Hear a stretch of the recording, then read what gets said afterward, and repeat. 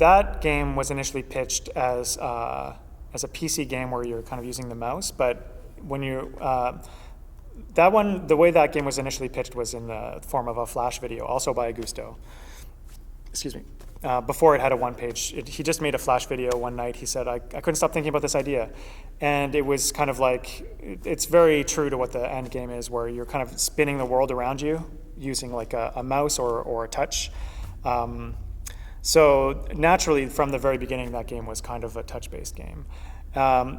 We launched Severed first on PlayStation Vita because we've had a long history with Sony, and our engine runs well on the Vita. And also, when we were doing our experimentation, we found it was much more natural to move around the world with like a D-pad. It felt very natural to do that, and then use the touchscreen for interacting with the world or fighting.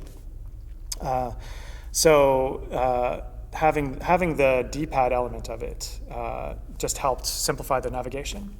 But we announced this week that we're going to be bringing Severed to mobile, and so for the past couple of months, we've been experimenting with how do you translate from the D-pad movement with the D-pad into the iPad, for example. And we've been experimenting with a lot of different methods, like, what if you tap on the side of the screen and you spin 90 degrees, or if you drag with two fingers, you spin the world, and if you drag with one, you're interacting with the world.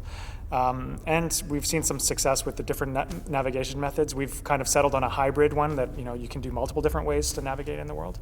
But yeah, there was definitely a lot of experimentation and play testing to try and figure out how do you move around in a 3D environment, what's quasi 3D environments using just touch, in a way that doesn't feel cumbersome. And it felt like we're kind of breaking into new territory here, where we have.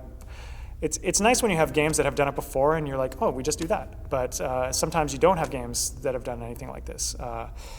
We didn't want to have a virtual D-pad because we've never liked the way that those have felt, although it seems like an obvious way that a lot of games do navigation.